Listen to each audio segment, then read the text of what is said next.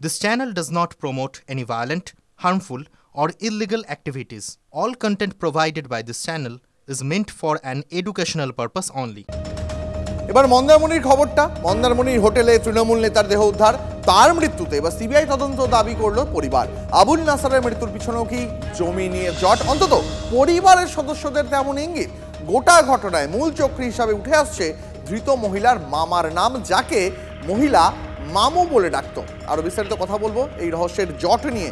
আমাদের সহকর্মী সুশোভন রয়েছেন। সুশোভন, একজন প্রভাবশালীর সম্পর্কের আত্মীয়, তার দেহ উদ্ধার হলো মন্দারমণি থেকে, তার বান্ধবীকে পুলিশ জিজ্ঞাসাবাদ শুরু করলো, আর এবার এই গোটা হত্যাকাণ্ডে নয়া চরিত্রের সংযোজন মামু।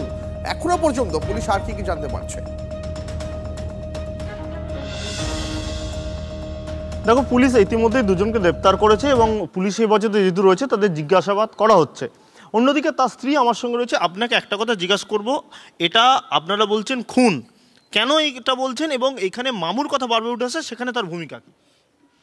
যখন জমিটা কেনা হয় দুজনাই পার্টনার ছিল, যে মামু যে কৃষ্ণা পণ্ডিত উনিও পার্টনার ছিল, কিন্তু যখন কেনা হয় ওনার সাথে সম্পর্কটা ভালোই ছিল। মাঝে পড়ে ওনার সাথে দেখতাম আর ফোন টোন কিছুই আসছে না, সেরকম মনে হয় সম্পর্কটা ভালো ছিল না। তারপরে আমি আর জানি না, আর ওর পুরোটাই মনে হচ্ছে সরানোর কোনো প্ল্যান ছিল। আর যে ওই যে মেয়েটা উঠে আসছে ওটা হচ্ছে ওর ভাগ্নি ছিল, কৃষ্ণা পণ্ডিতের একটা ভাগ্নি ছিল। যদি ওনাকে সরিয়ে দেওয়া, অর্থাৎ যদি কোনোভাবে মেরে ফেলা হয়, তাহলে লাভ কি হবে? লাভ বলতে ওকে যদি মেরে ফেলা হয় পুরো জমিটাই তো কৃষ্ণা পণ্ডিতের হয়ে গেল, তাহলে ও নিজেই পুরোটা পেয়ে গেল। সেই জন্যই হয়তো ওকে সরিয়ে ফেলেছে। এটা আমার পুরোপুরি শিওরভাবেই, আমি কোনো কনফিউশন না, পুরো শিওরলি ওকে সরিয়ে ফেলা হয়েছে। আপনারা যে কৃষ্ণা পণ্ডিতের নাম বলছেন, এটা পুলিশকে জানিয়েছেন বিষয়টা? হ্যাঁ, জানানো হয়েছে। কোনোভাবে এই ঘটনার পরে যেহেতু বিজনেস পার্টনার আপনাদের সঙ্গে যোগাযোগ করেছে বা পুলিশ তার সঙ্গে যোগাযোগ করেছে কৃষ্ণা পণ্ডিতের সঙ্গে? আপনারা কি কৃষ্ণা পণ্ডিতের সঙ্গে যোগাযোগ করেছিলেন? না, কৃষ্ণা পণ্ডিতের সাথে কোনো যোগাযোগ হয়নি। এর মধ্যে উনিও যোগাযোগ করেছেন আপনাদের সঙ্গে? না, কোনো যোগাযোগ হয়নি। আমি আর এটা জানি না। সোদপুরের এই জমিটা কতদিন ধরে বিক্রি করার পরিকল্পনা ছিল এবং সেটা কি ওই কৃষ্ণা পণ্ডিত জানতো?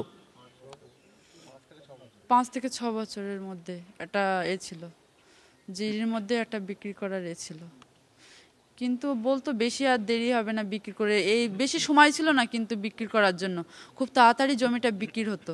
সেই জন্যই ওকে পুরোপুরি সরিয়ে দেওয়া হয়েছে, পুরোপুরি ফাইনাল হয়ে গেছিল।